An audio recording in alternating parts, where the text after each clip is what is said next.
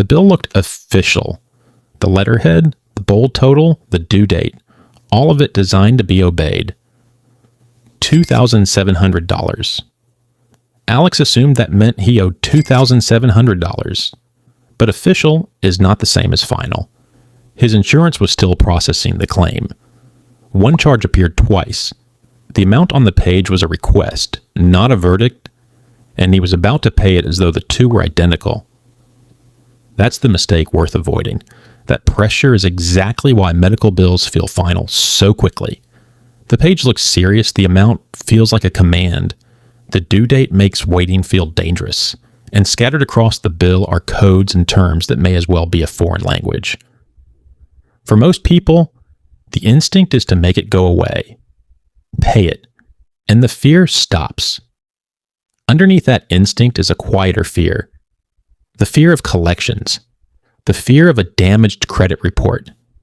The feeling that a hospital and an insurance company are enormous, and you are one person who could not possibly argue with either of them.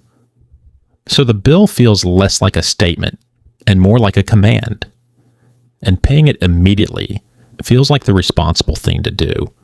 The grown-up thing, the way you make a frightening problem disappear, it might not be. Because in the world of medical billing, there are usually two documents, not one. And they don't always agree. The first is the bill. That comes from the provider, the hospital, the clinic, the doctor's office. It's a request for payment. The second is the explanation of benefits. That comes from your insurance company if you have one. It is usually not a bill. It's a summary of how your insurance processed the claim, what the provider charged, what your plan allowed, what insurance paid, and what portion is left for you. That last part is often labeled patient responsibility. Those two documents are supposed to line up. The amount you owe on the bill should match the patient responsibility on the explanation of benefits. But sometimes they don't match at all. And when they don't, the difference is worth understanding before you pay a cent. So Alex does something simple. Instead of paying, he pulls up his explanation of benefits and sets it next to the bill, one number on the provider's bill, a different number from the insurance side.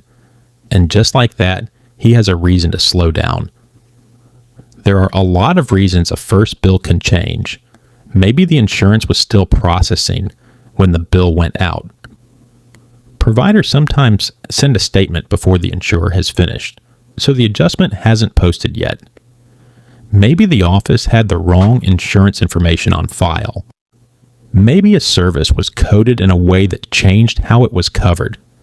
Maybe a charge appeared twice. Maybe a visit was treated as out of network and needs a second look.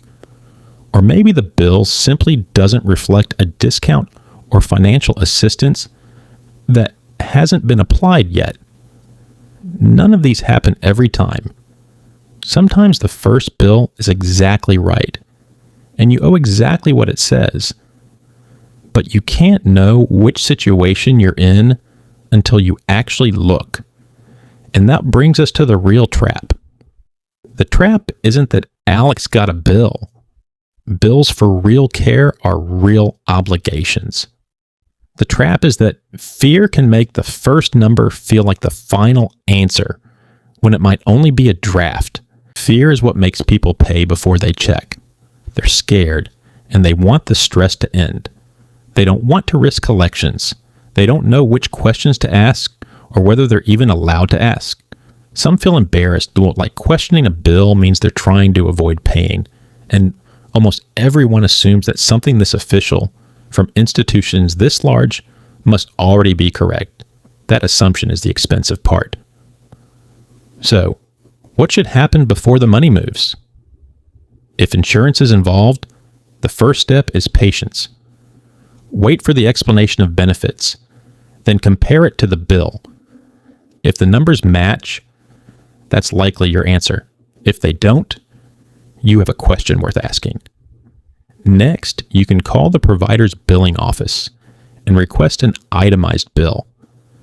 Not the summary that just says services and a total, The detailed version, line by line. An itemized bill is harder to misread, and it's where duplicate charges and odd entries tend to surface. Asking for it is completely normal, and billing offices produce them all the time. Then you read it slowly. Look for anything charged twice. Look for a service you don't recognize, a test you don't remember, or a date that doesn't match when you were actually there. Confirm they had your insurance information correct, since a single wrong digit can change how a whole claim is processed. And then you call and you ask plain questions. What is this charge for? Has my insurance finished processing? Is this balance final or is it still pending? Are there any adjustments that haven't been applied? You don't need special language. You just need to ask.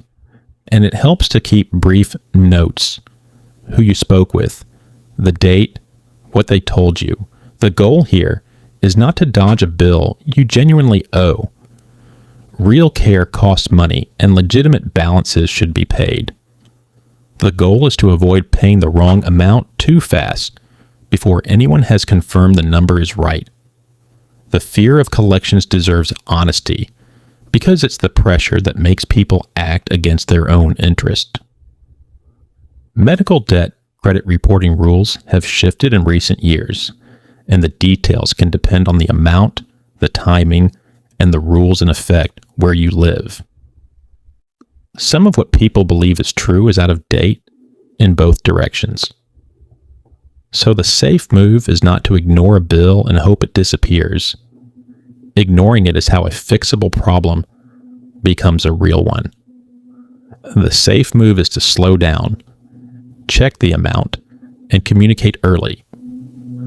Staying in contact with a billing office is almost always better than going silent.